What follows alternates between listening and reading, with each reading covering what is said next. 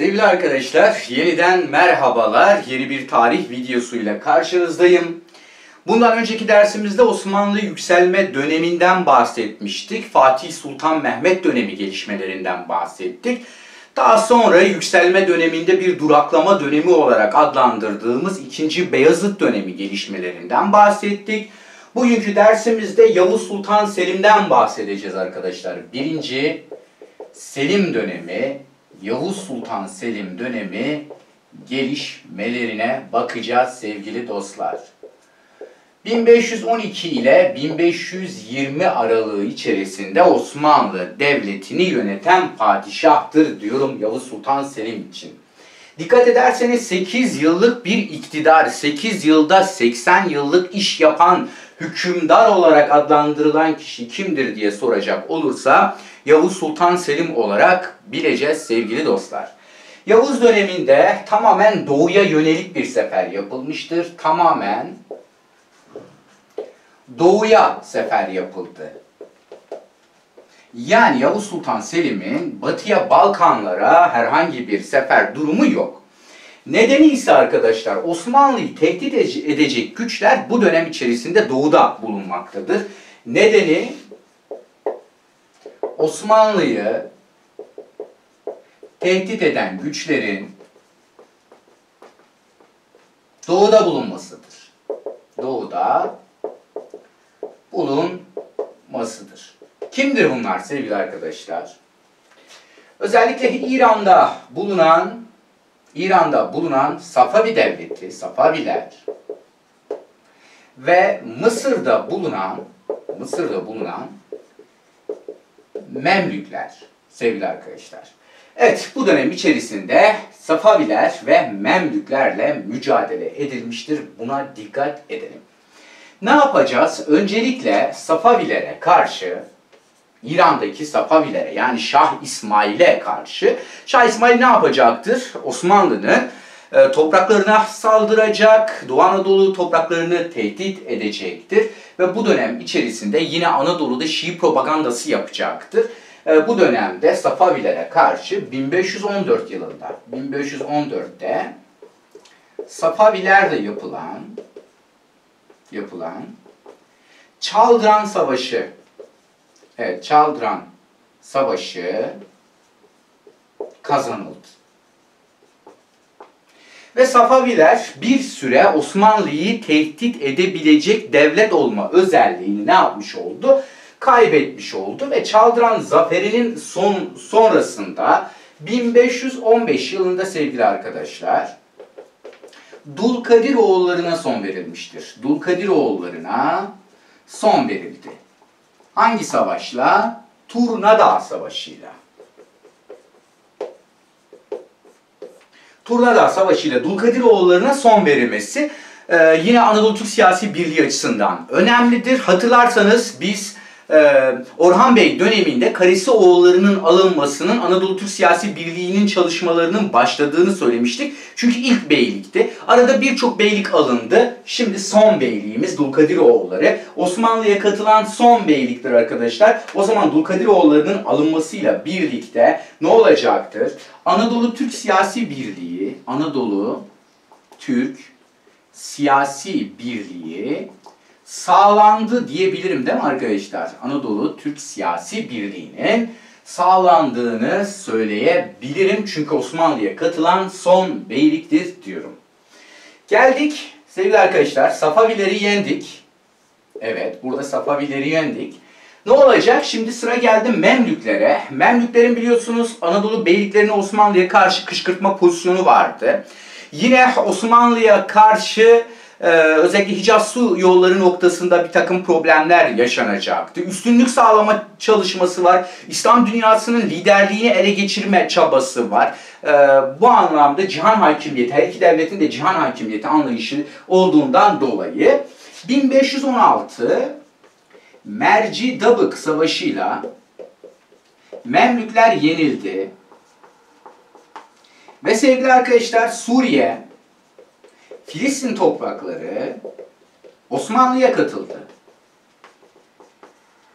Son darbeyi ne zaman vuracağız? 1517 Ridaniye Savaşı'yla sevgili arkadaşlar, Memlük Devleti'nin Mısır Seferi sonrasında Memlük Devleti'ne son verildi ve Mısır Osmanlı'nın kontrolüne geçmiş oldu. Yani sınırlarımızı nereye kadar götürdük? Afrika'ya götürdük ve bu anlamda Mısır, Kuzey Afrika'da Osmanlı'ya katılan ilk yer olarak karşımıza çıkacaktır. Ve Mısır Seferi'nin sonuçlarını ifade edecek olursam, Mısır Seferi'nin sonuçlarını ifade edecek olursam, ne oldu? Memlük Devleti yıkıldı değil mi arkadaşlar? Memlük Devleti, Memlükler yıkıldı. O zaman Mısır, Suriye, Filistin, Osmanlı topraklarına katıldı. Önemli. Sevgili arkadaşlar, Mısır'a hakim olmuşsanız Akdeniz ticaretiniz noktasında da ilerleme kaydetmişsiniz demektir. Ve baharat yolu ne olacaktır? Osmanlı'ya geçecektir. Baharat yolu Osmanlı'nın kontrolüne geçti. Ve Osmanlı Akdeniz'de güçlendi diyebilir miyim arkadaşlar? Güçlendi. Baharat yolunun Osmanlı'ya geçmesiyle birlikte Osmanlı önemli bir ticari potansiyele sahip olacaktır. Baharat yolu Osmanlı'ya beklenen katkıyı sunmayacak. Tabii onun Osmanlı ile bir alakası yok. Avrupalı devletlerin yeni ticaret yolları arayışı ve bu noktada başarılı olmaları önemli. Yani coğrafi keşiflerle yeni ticaret yollarının bulunması baharat yolundan beklediğimiz kazancı da sağlayamamamıza neden olacak. Çok sonraları 1869 sürecinde ve daha sonra 2. Abdülhamit döneminde Süveyş kanalı açılacak arkadaşlar. Süveyş kanalı açılacak. Yeniden bölgeyi, baharat yolunu kontrolümüze alacağız ama 1882'de Mısır'ın İngiltere tarafından işgal edilmesiyle birlikte bölge elimizden çıkacak. Doğal olarak Süveyş kanalı da elimizden çıkmış olacak. Buna dikkat edelim.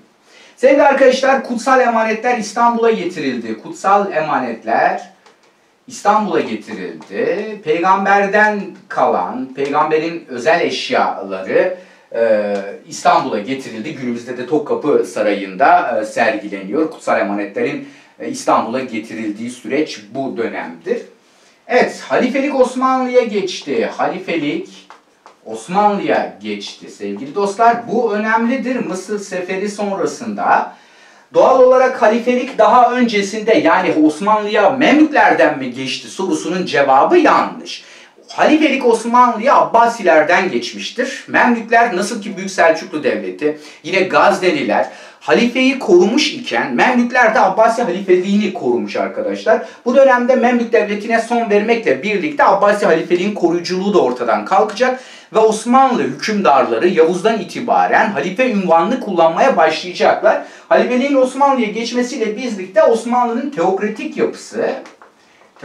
yapı ne olacaktır? Güçlenecektir. Osmanlı'da zaten şeriat düzeni vardı. Bu süreçte birlikte dinsel misyonu gittikçe artacak ve Osmanlı padişahları halifelik unvanını kullanacaktır. Burada dikkat etmemiz gereken nokta şu: halifeliğin koruyuculuğunu üstlenmek ayrı bir durumdur. Halifelik unvanını kullanmak ayrı bir durumdur sevgili arkadaşlar. Yani Büyük Selçuklu Devleti olsun, Gazneliler olsun, Memlükler olsun halifelik unvanını padişahları kullanmamışlardır. Sadece halifeyi korumuşlardır. Bu dönem içerisinde Osmanlı padişahları halifeliği saltanata dönüştürecek, kendileri halifelik unvanını kullanmaya başlayacaklardır. Bu açıdan önemli.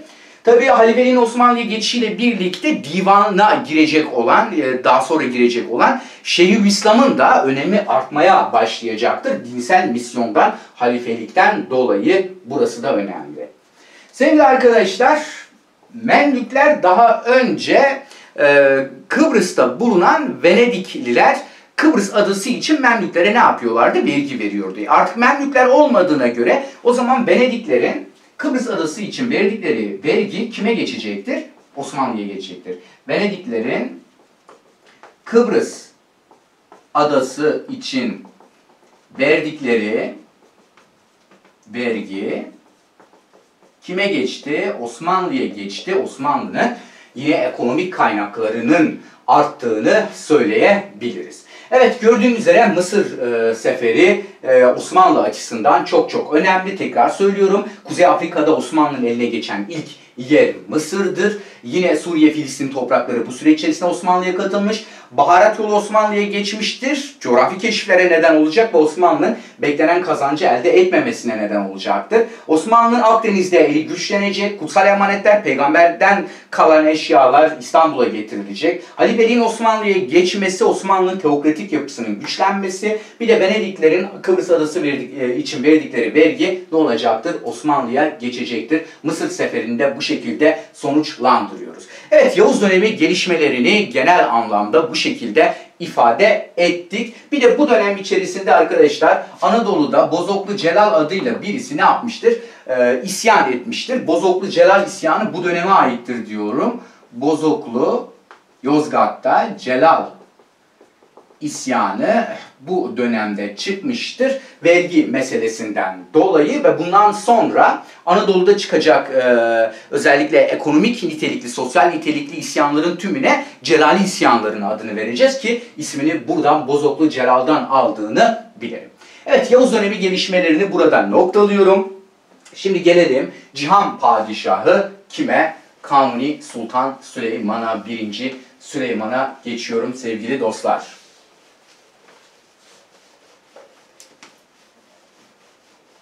Dediğim gibi tarih biraz sabır isteyen, öğrenilmesi biraz da sabır isteyen bir derstir.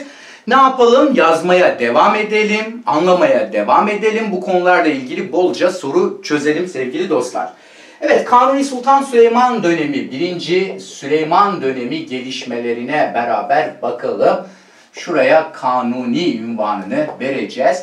1520'de Yavuz dönemini sonlandırdık. Ta ki 1566'ya kadar 1. Süleyman devletin başındadır diyorum. Sevgili arkadaşlar, 1. Süleyman'la ilgili şunu bileceğiz. En uzun süre tahta kalan Osmanlı padişahıdır. Bu açıdan önemli. Bunun dışında Osmanlı'nın en parlak dönemi bu dönemdir. En parlak dönemdir diyorum arkadaşlar. Buna da dikkat edelim. Yine sevgili arkadaşlar, tek şehzade olduğundan dolayı bu dönemde taht mücadelesi yaşanmamıştır. Taht mücadelesi yaşanmadı. Bu açıdan da devlet özellikle enerjisini taht mücadelesi için harcamayacaktır. Tabi Yavuz'un meydana getirmiş olduğu bir miras var, ekonomik bir miras var. O miras da kime kalacaktır? Kanuni Sultan Süleyman'a kalacaktır. Yani tek başına evet devletin en parlak dönemidir ama burada Yavuz Sultan Selim'in yapmış olduğu yatırımları görmezden gelemeyiz diyorum. Sevgili arkadaşlar, Kanuni Sultan Süleyman döneminde 4 tane isyan var. İsyanlarımızı ifade edeceğim. O isyanlardan sonra da bölgede, Avrupa'da, yani Balkanlarda, bunun dışında denizlerde yapmış olduğu yine İran'a karşı yaptığı seferlere birlikte değinelim. Kanuni Sultan Süleyman'la ilgili öncelikle 4 tane isyan çıktığını bileceğiz. Bunlardan 2 tanesi sevgili arkadaşlar Anadolu'da, 2 tanesi de Mısır'da çıkmıştır. Anadolu'da çıkan isyanlar Şii nitelikli isyanlardır. Kalenderoğlu ya da Kalender Çelebi isyanı, bir de sevgili arkadaşlar Baba Zun'un isyanı. Kalenderoğlu Yozgat'ta, Konya'da. Baba Zun'un ise Yozgat'ta çıkmış olan bir isyandır. Her iki isyanın ortak özelliği ekonomik yapıyı bir şekilde bahane edeceklerdir. Ama Şii propagandasından dolayı, Şii propagandasından dolayı çıktığını bilelim. Yani Safavi İran desteklidir. Bunu anlayabiliriz. Tabi Osmanlı Devleti güçlü olduğu için isyanları kolaylıkla ne yapacaktır? Bastıracaktır. Eğer sorularda herhangi bir isyanın bastırılmasının kolaylığından bahsediyorsa o devletin gücünü bileceğiz. Mısır'da 2 isyanımız var. Bunlardan bir tanesi Canberdi Gazali isyanı. Bir tanesi de sevgili arkadaşlar Ahmet Paşa isyanı. Bunları bileceğiz. Canberdi Gazali Memlük Devleti yıkıldıktan sonra Şam Beylerbeyliğine atanacak Ve özellikle Osmanlı'da o hükümdar süreci içerisinde, hükümdar değişikliği süreci içerisinde yeniden Memlük Devleti'ni canlandırmaya çalışacaktır Canberdi Gazali. Tabi devlet güçlü olduğu için ne olacaktır? İsyan bastırılacaktır. Ahmet Paşa isyanı, Ahmet Paşa sadrazam olmayı beklerken arkadaşlar Mısır Beylerbeyliği'ne gönderilecek. Mısır Beylerbeyliği'ne gönderilmesiyle birlikte bölgede ayaklanacaktır. Yine İbrahim Paşa tarafından Ahmet Paşa isyanı da bastırılmıştır. Memlük Devleti'ni yeniden canlandırma çabası içerisinde olduğunu bilelim. 4 tane isyanımız, adlarını bilelim. Kalenderoğlu, Babazu'nun, Canberdi Gazali ve Ahmet Paşa isyanları. 4'ü de Kanuni dönemi isyanıdır. En basitinden böyle klasik bir soru sorabilir. Aşağıdakilerden hangisi Kanuni Sultan Süleyman dönemi isyanlarından biri değildir diye mesela bunların arasına ne koyabilir? Şahkulu isyanı koyabilir ki Şahkulu isyanını biz nerede gördük? 2. Beyazıt dönemi için gördük. Evet, isyanlarımızı ifade ettik. Şimdi özellikle Balkanlardaki mücadelemize, Balkanlardaki faaliyetlerimize bakalım. Balkanlardaki 2. Kanuni Sultan Süleyman döneminde Balkanlardaki gelişmeler diye ne yaptım? Başlık attım. Hani Fatih döneminde kuşatılıp alınamayan bir yer vardı. Karada kuşatılıp alınamamıştı. Neresiydi o sevgili arkadaşlar? Belgrad. İşte bu dönemde ne olacaktır Belgrad? Belgrad fethedilecek arkadaşlar 1526'da. Evet, 1526'da Belgrad alındı. Bugün Sırbistan'ın başkentidir. Belgrad'ın alınması demek ne demektir? Belgrad'ın alınması demek, Orta Avrupa yolunun Osmanlı'ya açılması demektir. Yani Osmanlı Orta Avrupa'da önemli bir yol, önemli bir mesafe kat etmiştir anlamı çıkar. Belgrad'ın alınmasından sonra sevgili arkadaşlar, yine aynı yıl içerisinde 1526'da özellikle Macarların, Avusturyalıların olduğu bir Haçlı ittifakıyla Mohaç Meydan Savaşı kazanılmıştır. Savaşı kazanıldı. Haçlarla yapılan bir mücadeledir bu. Mohaç Meydan Savaşı'nın tarihsel özelliğine baktığım zaman Belgrad'ın alınmasına 1522 yaptı. Mohaç Meydan Savaşı tarihin en kısa süren savaşlarından bir tanesidir arkadaşlar. Sadece 2 saat sürmüş. Yaklaşık olarak 100.000 insan bu savaşta hayatını kaybetmiştir. Meydan savaşı olması bu anlamda kayıpların da çok olmasına neden olacaktır. 2 saat sürmesi, kısa sürede sonuca ulaşmak devletin gücüyle doğru orantılıdır. Yani Osmanlı Devleti'nin bu süreç içerisinde çok güçlü olduğunun kanıtıdır. Ve sevgili dostlar, Mohaç Meydan Savaşı'ndan sonra Macaristan topraklarının bir bölümü Osmanlı'ya katılmıştır diyorum. Evet, Mohaç Meydan Savaşı'ndan sonra sıra nerede? Sıra Viyana'da, yani Avusturya'ya karşı sefer yapacağız. Ve 1529'da Avusturya'ya karşı, Avusturya'nın başkentine karşı 1. Viyana kuşatması yapıldı. 1. Viyana kuşatması yapıldı ve Osmanlı Devleti bu seferde başarılı olmadı. Başarılı olamadı ki biz hiçbir zaman ne yapamayacağız? Viyana'yı alamayacağız. Viyana'yı alamamamızın bir takım nedenleri var. İşte mevsimin kış olması, Viyana'nın iyi korunuyor olması, diğer Haçlı birlikleri tarafından korunması. Bu anlamda Avrupalıların Viyana'ya karşı ayrı bir savunma stratejisi geliştireceklerdir ki bunun nedeni nedir? Viyana Orta Avrupa'dadır. Yani Viyana'nın Osmanlı'nın kontrolüne geçmesi demek Osmanlı'nın Batı Avrupa'ya kadar yerleşmesi anlamına gelir ki Avrupalılar Osmanlı'nın Avrupa'nın işlerine yayılmasına izin vermeyeceklerdir. 1529'du sevgili arkadaşlar. 29'da Viyana kuşatmamızı yaptık. 1532'de arkadaşlar Kutsal Roma Cermen İmparatoru Şarlken'e karşı Almanya seferini yaptık. Evet, bu dönemin Avrupa'nın en önemli siyasi gücü Kutsal Roma Cermen İmparatorluğu'dur. Bunun dışında Avusturya, bunun dışında Macaristan, bunun dışında bir de kim var? Fransa var. Osmanlı Fransa ile ilişkileri iyi. Bu dönem içerisindeki kapitülasyonlarda göreceğiz. Yalnız Kutsal Roma Cermen İmparatorluğu'yla, Avusturya'yla ve Macaristan'la savaş halinde. Almanya seferinden sonra sevgili dostlar 1533'te Osmanlı Avusturya ile İstanbul Anlaşması'nı imzaladı. İstanbul Anlaşması. Bir diğer adıyla İbrahim Paşa Anlaşması imzalandı. İbrahim Paşa da biliyorsunuz Osmanlı'nın kanlı dönemi sadrazamlarındandır. Pargalı İbrahim Paşa, hatırlayın Muhteşem Yüzyıl'da Hatice'nin kocası. Sevgili arkadaşlar, burada sadrazam bu anlaşmayı imzalamış, oraya dikkat edelim. Bu anlaşmayla ilgili birinci bilmemiz gereken Osmanlı ile Avusturya arasındaki ilk anlaşmadır. Adı neymiş? İstanbul Anlaşması, bir diğer adıyla İbrahim Paşa Anlaşması. Ve bu anlaşmada en önemli madde Osmanlı sadrazamı Avusturya Arşidüküne,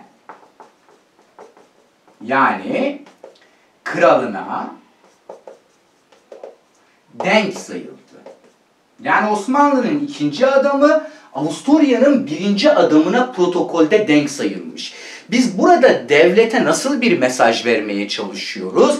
Ben senden üstünüm mesajı vermeye çalışıyoruz. Doğru mu arkadaşlar? Bir üstünlük durumu söz konusu, siyasi üstünlük. Yani düşünün ki bizim Cumhurbaşkanımız nereye gitsin? Fransa'ya. Fransa'ya gittiği zaman mevkidaşıyla görüşmesi bir protokol kuralıdır.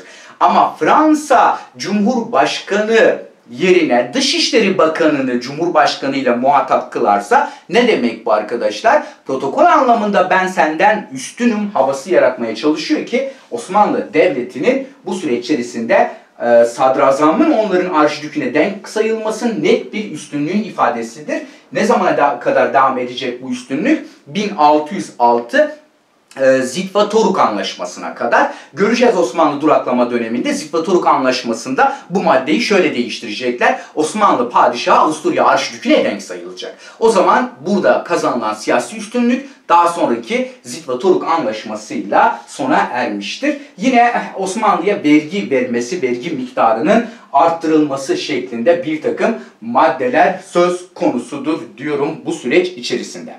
Evet sevgili arkadaşlar, 1541'de Macaristan seferi yapılmıştır. 1541'de Macaristan seferi yapıldı. Son olarak da Macaristan topraklarının bir kısmı alındı. Son olarak da yine Balkanlarda 1566'da Avusturya'ya karşı Zigetvar seferi yapıldı. Zigetvar seferi yapıldı. Zigetvar seferinin tarihsel anlamda bir önemi var. Nedir o? Kanuni'nin son seferidir. Kanuni'nin son seferidir. Zigetvar'da hayatını, Zigetvar Kalesi'nin kuşatılmasında hayatını kaybedecektir diyoruz. Sevgili arkadaşlar, bununla ilgili TİKA'nın yapmış olduğu çalışmalarda son yıllardaki bilgilerden bir tanesi Kanuni'nin mezarının bulunması. Günümüzde işte Macaristan topraklarında Zigetvar Kalesi'nin önlerinde Üzümlü Tepesi'nde bulunmuştur. İşte Kanuni o dönem içerisinde vefat ettiği zaman Zigetvar Kalesi'nin fethi yarım kalmasın, askerlerin morali bozulmasın diye Kanuni'nin öldüğünü söylemiyorlar. İç organlarını orada gömüyorlar. Daha sonra geri kalan kısmını İstanbul'a getiriyorlar. İşte o iç organlarının gömüldüğü yer günümüzde Macaristan'da Üzümlü Tepesi'nde yer alır diyorum TİKA'nın yapmış olduğu çalışmalar sonucunda. Evet, nasıl ki Otranto Seferi Fatih'in son seferi iken Zigetvar Seferi Kanuni Sultan Süleyman'ın son seferi olarak karşımıza çıkacak. Evet, Balkanlardaki gelişmelerimiz genel anlamda bunlardı. Ve bu süreç içerisinde İran'a karşı, Safavi Devleti'ne karşı da ne yapacağız? Bir takım seferler düzenleyeceğiz. Evet, İran seferleri, Kanuni döneminde İran seferleri. İran'a karşı, Safavilere karşı yapılan seferler. Evet, bu dönemde İran'a karşı toplam 3 tane sefer yapılmış arkadaşlar. Birinci seferimize biz Irakeyn Seferi diyeceğiz. Birinci sefere Irakeyn Seferi. Ve bu sefer sonucunda sevgili arkadaşlar Tebriz, yine Van, bunun dışında Bağdat, Osmanlı'nın kontrolüne geçecek. Yine şair Fuzuli'yi biliyoruz arkadaşlar. Bu Bağdat Seferi sonrasında Osmanlı'nın hizmetine girecektir. İkinci seferimizi ne için yapıyoruz? Özellikle Şah İsmail'in yerine Safavi Devlet'in başına geçen Şah Tamsah ne yapacaktır? İşte Van'ı, Erciş bölgesini tekrar geri alma çabası içerisine girecek. Van ve Erciş bölgesi yeniden, Van ve Tebriz bölgesi yeniden Osmanlı topraklarına katıldı. Üçüncü seferimizi ise, İran seferimizi de sevgili arkadaşlar özellikle Şah Tamsah'ın Muş'a kadar ilerlemesi, Doğu Anadolu'daki Osmanlı topraklarını tehdit etmesi üzerine yapılan bir seferdir ve bunun sonucunda İran bölgeden uzaklaştırılmış ve bu seferin sonucunda da, İran seferlerinin sonucunda da 1555'te Safavilerle, yani İran ile Osmanlı arasında ilk resmi anlaşma olan, hangi anlaşmadır bu arkadaşlar?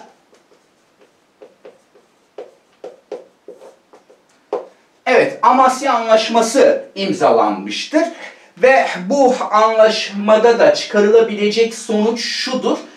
İlk Osmanlı-İran anlaşması olması açısından önemli. İran'ın Osmanlı'ya vergi vermeyi kabul etmesi, yine Bağdat, Van, Tebriz, Çaldıran bölgesinin, Nahçıvan bölgesinin Osmanlı'ya katılmasını sağlamıştır. Burada da Nahçıvan Seferi de diyebilirim ben buna. Evet, bununla birlikte Doğu Anadolu'nun güvenliği de böylelikle ne olmuş oldu arkadaşlar? Sağlanmış oldu. Bu açıdan önemlidir. Geldik neye? Geldik Kanuni Sultan Süleyman döneminde denizlerdeki gelişmelere arkadaşlar. Denizlerdeki gelişmelere değinelim şimdi.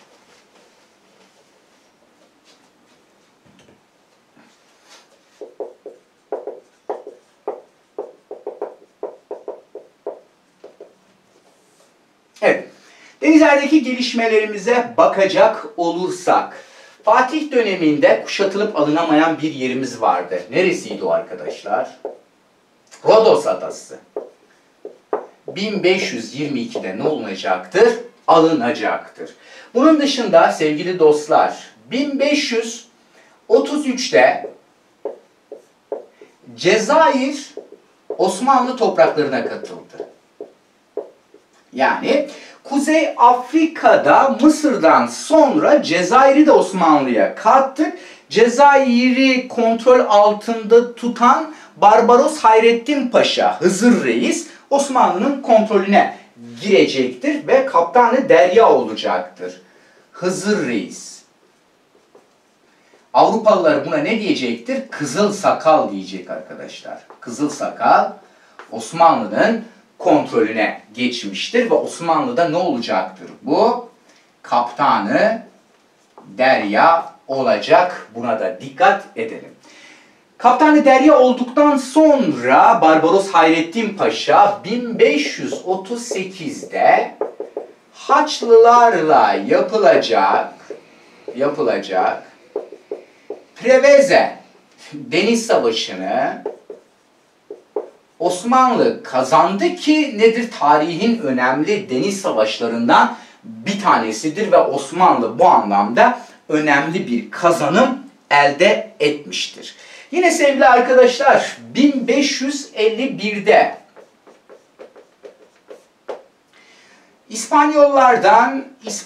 İspanyollardan Trablusgarp alındı. Kuzey Afrika'daki fetihlere devam ediyorum. Mısır, Cezayir ve üçüncüsü Trablusgarp, yani günümüz adıyla Libya, Osmanlı'nın kontrolüne geçmiştir. Yine sevgili arkadaşlar 1560 yılında Cerbe Adası yine İspanyollardan alınmıştır. Dikkat ederseniz Kuzey Afrika'daki fetih bölgelerinden bahsediyorum ama bahsettiğim devletler kimlerdir? İşte İspanyollardır. İspanyollar burada ne geziyor arkadaşlar? Özellikle coğrafi keşiflerle birlikte bölgede önemli sömürgeci güçler olarak karşımıza çıkıyorlar ki bu anlamda Turgut Reis'in çabalarını da unutmamak gerekiyor. Turgut Reis. Evet, Cerbe Adası'nı da aldıktan sonra Akdeniz'deki hakimiyetimiz gittikçe güçlenmeye başlıyor. 1565'te sevgili dostlar, 1565'te Malta Adası kuşatılmıştır. Malta Adası kuşatıldı ve alınamadı.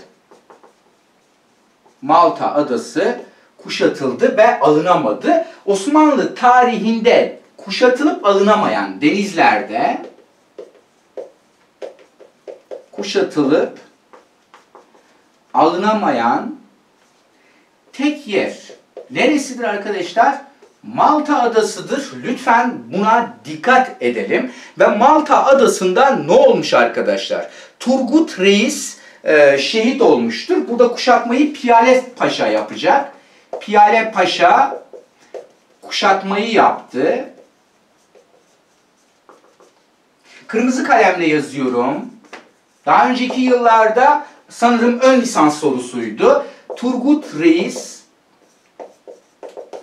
şehit oldu Malta kuşatması sırasında. Malta niye önemli? Rodos'u aldık. Rodos şövalyeleri, tapınak şövalyeleri Malta'ya sığınacaktır. Malta'yı savunacaklardır. Bu anlamda Avrupalı devletler ve Papa tarafından da Malta bu açıdan nedir? Önemlidir ve korunaklı bir bölgedir. Osmanlı Malta'yı bir türlü ne yapamayacaktır? Alınamayacaktır. Tekrar söylüyorum, bu açıdan önemli. Osmanlı'nın denizlerde kuşatıp alamadığı tek yer Malta. Karada kuşatıp alamadığı tek yer ise Viyana'dır. Lütfen buna dikkat edelim. Piyale Paşa bu kuşatmayı yapandır. Turgut Reis de bu kuşatma sırasında ne olmuştur arkadaşlar? Şehit olmuştur diyorum.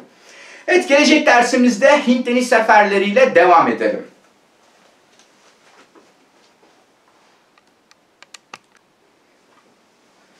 Hint deniz seferleri ve sürece devam ediyorum arkadaşlar. Hint deniz seferleri diyorum, Kanuni döneminde denizlerdeki gelişmelere ne yapıyoruz? Devam ediyoruz.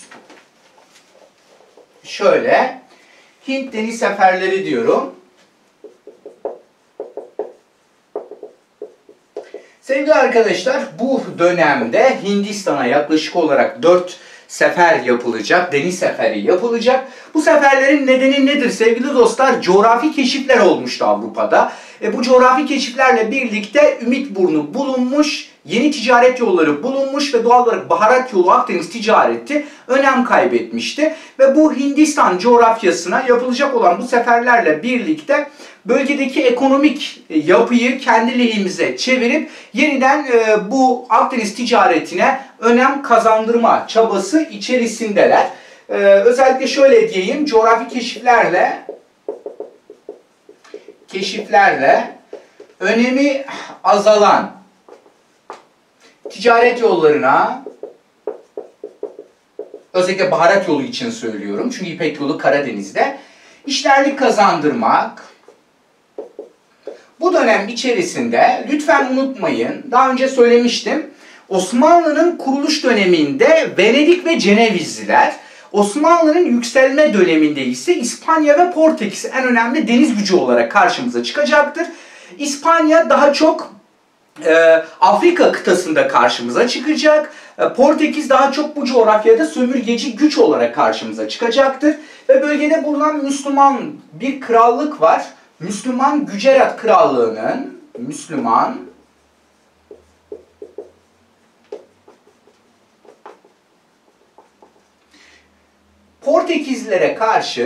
Portekizlilere karşı Osmanlı'dan yardım istemesi. Şimdi Osmanlı'nın buraya yardım etme mecburiyeti var mı? Var aslında. Neden? Çünkü artık halifelik Osmanlı'da. Halifelik ne demek? Dünyadaki bütün Müslümanların temsilcisi anlamına gelir ki Gücerat Krallığı da ne yapacaktır? Burada Osmanlı Devleti'nin halifelik misyonundan ne yapmaya çalışacak? Faydalanmak isteyecek ve Osmanlı Devleti'ni yardıma çağıracaktır. Osmanlı Devleti sevgili arkadaşlar, Hint deniz seferlerinde istediği başarıyı elde edemeyecektir. Osmanlı diyorum başarılı olamadı. Niye başarılı olamadı? Bir defa nedeni burada ifade edeyim. Nedeni bir defa donanması okyanusa dayanıklı değil. Okyanusa dayanıklı değil. İşte kadırga, kalyon tipi mavma gibi bir takım denizlerde etkili olan, manevra gücü yüksek olan gemilerdir. Okyanuslara karşı ne değildir? Dayanıklı değildir sevgili arkadaşlar. Bu açıdan önemli. Müslümanların Osmanlı'ya yardım etmesi, bölge Müslümanlarının Osmanlı'ya yardım etmemesi, yani Osmanlı'nın orada yalnız kalması, seferlerin öneminin anlaşılamaması bu açıdan önemli. Yine sevgili arkadaşlar gerekli ekonomik kaynağın ayrılmaması bu seferlerdeki başarısızlığın nedenleri olarak karşımıza çıkacaktır diyorum. Hint deniz seferleriyle ilgili bilmemiz gereken bir diğer durum sevgili arkadaşlar. İşte Kızıldeniz, yine Aden Körfezi, yine Basra Körfezi, Yemen, Habeşistan bölgesi ne olmuştur? Osmanlı'nın kontrolüne geçmiştir. Bunu bileceğiz. İkinci Hint Deniz Seferi'nde, bu da önemli, not olarak ifade ediyorum. Lütfen siz de notunuzu alın. İkinci Hint Deniz Seferi'nde Piri Reis meşhur Kitab-ı Bahriyesini hazırlayacak. Kitab-ı Bahriye hazırlanacaktır. Ve bu Kitab-ı Bahriye'de dünya haritası yer alacaktır. Bazı kaynaklar Piri Reis'in Hint deniz seferlerindeki başarısızlığından dolayı idam edildiği söylenir. Bunu da ifade etmiş olalım. Tabi bizi ilgilendiren kısım nedir? Kitab-ı Bahriye eserinin bu dönem içerisinde yazılmasıdır. Yine bu dönemle ilgili bir dipnot daha sevgili arkadaşlar. Bu da önemli bir nottur. Biliyorsunuz Osmanlı'da önemli denizcilerden bir tanesi de Seydi Ali Reis. 4. Hint Seferi'nde, 4. Hint Deniz Seferi'nde Seydi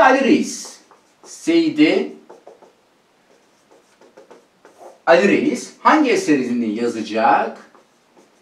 Miratül Memalik adlı memleketlerin aynası adlı eserini kaleme alacaktır. Bu deniz seferleri sırasında Piri Reis'in Kitab-ı Bahriyesi, Seydi Ali Reis'in Miratül Memali'yi, memleketlerin aynası bu anlamda önemlidir. Buna dikkat edelim. Evet, Hint deniz seferlerimiz bu şekilde idi. Kanuni dönemiyle ilgili söyleyeceğim son şey kapitülasyonlarla ilgili olacak sevgili arkadaşlar. Biraz kapitülasyonlardan bahsedeceğim. Ve bu süreç içerisinde kapitülasyonlarla ulaşılmak istenen amaç. Kapitülasyon, bir diğer adıyla sevgili dostlar, imtiyaz-ı mahsusa. İmtiyaz-ı mahsusa. Evet. Kapitülasyon dediğimiz şey nedir? Bir devletin başka bir devlete vermiş olduğu siyasi, sosyal, daha çok ekonomik, dini ve hukuki ayrıcalıklara denir. Biz daha önce ekonomik ayrıcalıklarımızı imtiyaz olarak ifade ettik. Fatih döneminde kime verdik? Venediklilere. Bu dönemde kapitülasyonları kime vereceğiz arkadaşlar? Fransa ile kapitülasyon anlaşması imzalandı. Fransa ile kapitülasyon anlaşması imzalandı. Amacım ne? 1535 ve 38 yıllarında imzalanmıştır sevgili dostlar. Amaç, bu kapitülasyon anlaşmasındaki amaç, öncelikle Akdeniz ticaretini canlandırmak, Akdeniz ticaretini niye canlandırmaya çalışıyorum? Baharat yolunu niye canlandırmaya çalışıyorum? Çünkü coğrafi keşiflerle ne olmuştu? Bölgenin ticari potansiyeli azalmıştı. Bunun dışında sevgili arkadaşlar, Fransa'nın ekonomisinden faydalanmak istiyorum. Ekonomik yapısından faydalanmak.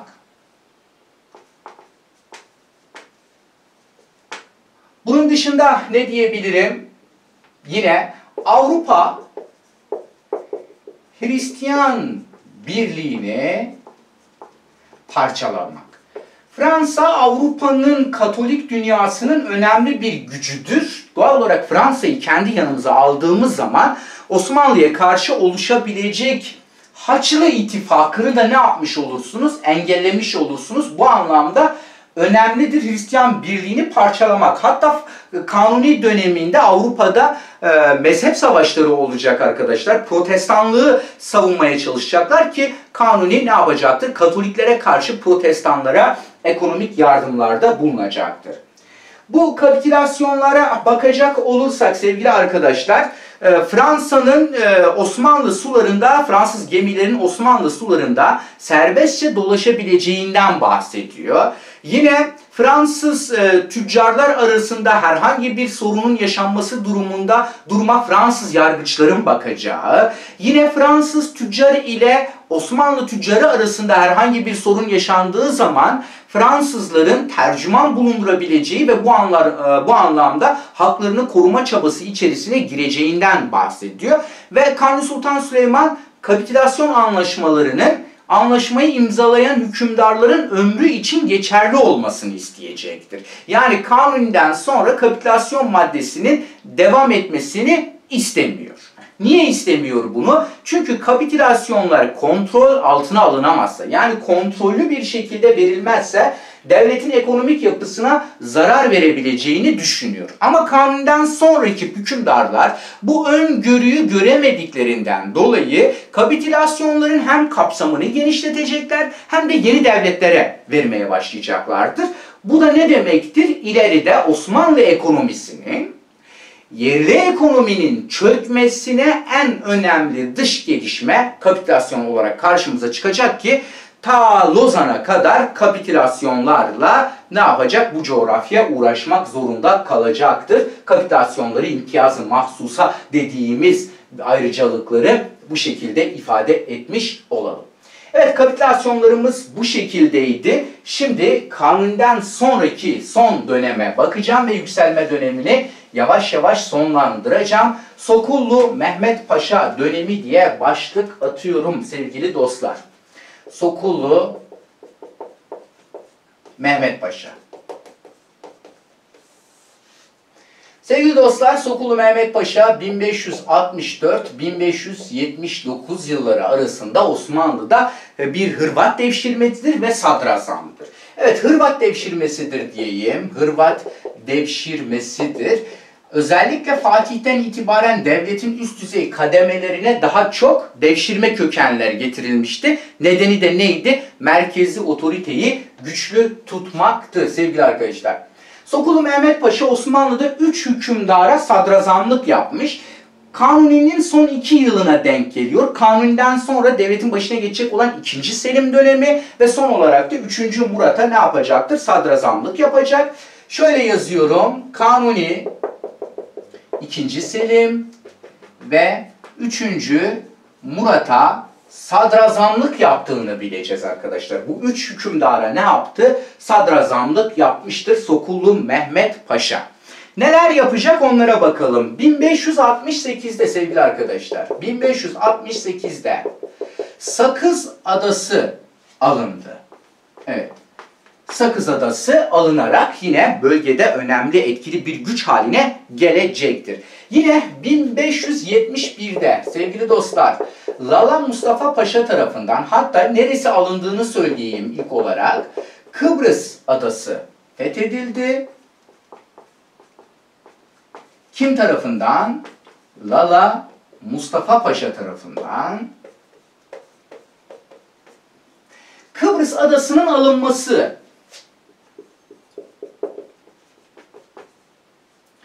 Doğu Akdeniz hakimiyetinin Osmanlı'nın kontrolüne geçmesi, yine Osmanlı'nın Suriye, Filistin topraklarının güvenliğinin artması anlamına gelir. Sevgili arkadaşlar, soruda Doğu Akdeniz bölgesiyle ilgili bir gelişmeyi görürseniz, bunun Kıbrıs'la alakalı olduğunu bileceksiniz. Aşağıdakilerden hangisi Osmanlı'nın Doğu Akdeniz hakimiyetini pekiştirdi? Ya da aşağıdaki bölgelerden hangisinin kaybedilmesiyle Osmanlı'nın Akdeniz hakimiyeti sona erdi? O zaman ne diyeceğiz? Kıbrıs diyeceğiz.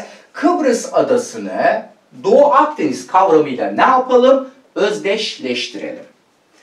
Bir diğer özelliğime bakıyorum. 1571'de sevgili arkadaşlar, aynı yıl içerisinde özellikle Kıbrıs'ın alınması üzerine Haçlı İttifakı oluşacak arkadaşlar. Bu Haçlı İttifakı'yla yapılacak olan İnebahtı Deniz Savaşı'nı Osmanlı kaybetti.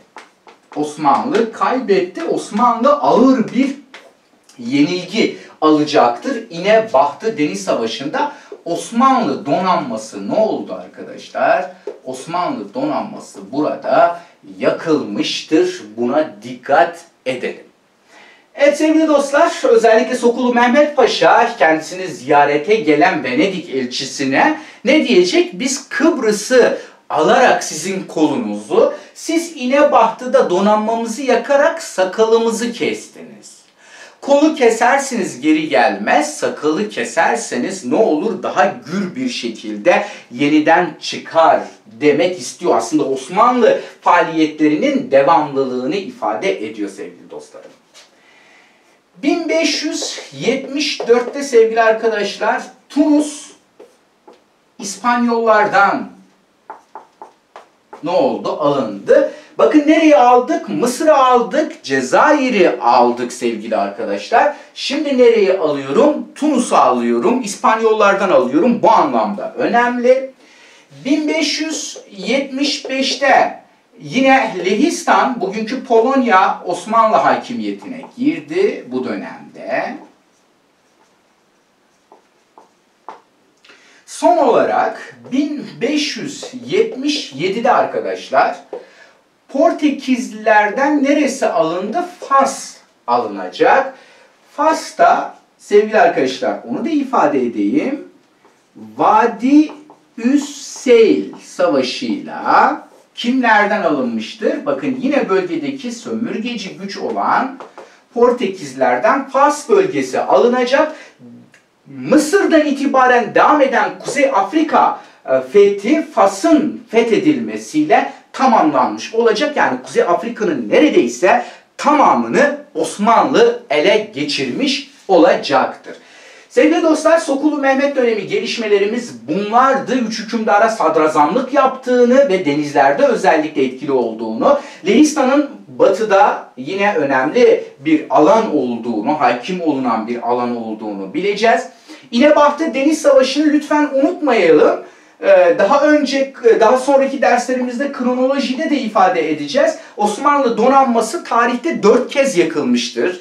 Birincisi İnebahtı Deniz Savaşı'nda Haçlılar tarafından yakılacak. İkincisi 1770 yılında Ruslar tarafından Çeşme'de yakılacak arkadaşlar. Üçüncüsü 1827 ve 28 sürecinde İngiltere, Fransa ve Rusya tarafından Mora isyanı sırasında Navarin'de yakılacak. Son olarak dördüncüsü 1853'te yine Kırım Savaşı sırasında Sinop yakılacak. Yani İnebahtı, Çeşme, Navarin ve Sinop kronoloji ifade ettiğim şekilde Osmanlı donanmasının yakıldığı yerler arasındadır diyorum.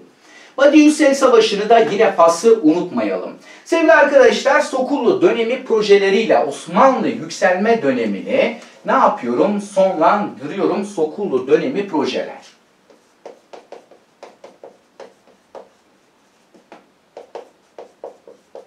Evet.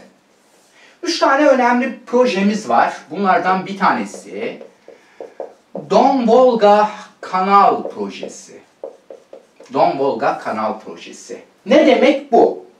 Karadeniz ile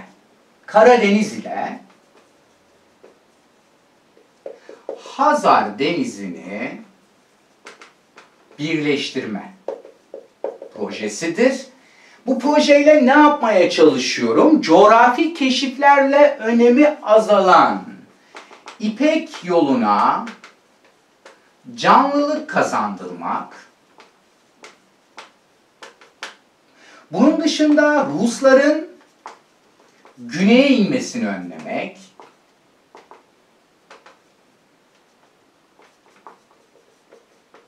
Yine sevgili arkadaşlar Orta Asya Türkleri ile bağlantı kurmak. Orta Asya Türkleri ile bağlantı kurmak. Yine bu proje üzerinden güneye inmek, İran savaşlarında bu kanaldan faydalanmak. İran savaşlarında faydalanmak. Çok önemli bir proje. Yalnız projenin bu dönem içerisinde sadece 1/3'ü tamamlanabilmiştir. Projeye gereken önemin verilmemesi, işte Rus saldırıları, yine bunun dışında soğuk bir bölge olması, projenin öneminin kavranamaması, projenin hayata geçirilmesini ne yapacaktır? Önleyecektir ki bu o kadar uzun vadeli bir proje ve o kadar anlaşılır bir proje ki Ruslar 1952'de sevgili arkadaşlar Hazar Denizi ile Karadeniz'i birleştirecektir 52'de. Bu anlamda bölgenin ekonomik kaynaklarından faydalanacak ve bölgede önemli bir ticaret alanı meydana getirilecektir. Bir diğer projeme bakıyorum sevgili arkadaşlar. Nedir? Süveyş Kanalı projesi. Yine Sokullu dönemi projelerinden biri. Süveyş Kanalı projesi. Bu projenin mantığı nedir? Kızıldeniz ile Akdeniz'i birleştirmek ve amacımız da nedir? Coğrafi keşiflerle önemi azalan baharat yoluna canlılık kazandırmaktır. Bu dönem içerisinde sadece proje olarak kalacak ve hayata geçirilemeyecektir. Sonraki dönemlerde İngiltere'den dış borç alarak Süveyş kanalını açacağız. Abdülaziz döneminde arkadaşlar projeyi hayata geçireceğiz. İkinci Abdülhamit döneminde uygulayacağız nitekim. 1882'de İngiltere borçların ödenmediğini gerekçe göstererek ne yapacaktır? Mısır'ı işgal edecek ve Mısır'ın işgal edilmesiyle birlikte de bölge Osmanlı'nın elinden çıkacaktır. Süveyş projesi, Süveyş Kanalı projesi de bu anlamda önemli. Hindistan'a giden yoldur, sömürgelere giden yoldur. Bu anlamda işgalci güçler, itilaf güçleri olarak ifade edeceğimiz sömürgeci güçler açısından önemli. Evet, bir diğer projemiz Karadeniz Marmara projesi arkadaşlar. Karadeniz Marmara projesinde de amaç nedir arkadaşlar? Karadeniz'i, yine Marmara Denizi'ni, yine Sapanca Gölü'nü, Sakarya Irmağı'nı, İznik Gölü'nü birleştirme, oradaki iletişimi sağlamak, amaç iç ticareti canlandırmaktır. İç ticareti canlandırmaktır. Biliyorsunuz Karadeniz ile Marmara'yı şu an birleştiren proje Kanal İstanbul projesi. Yani Kanal İstanbul projesinin aslında o dönemki versiyonu diyebiliriz. Bu dönemde bu projelerin ortaya çıkması Osmanlı'nın uzun vadeli projeler oluşturduğunu ve özellikle biz tarihçiler için bu projelerin hayata geçirilememesinin büyük bir talihsizlik olarak ifade ediyoruz. Sevgili dostlar, böylelikle ne yaptık? Osmanlı yükselme dönemini sonlandırmış olduk. Şimdilik hoşça kalın.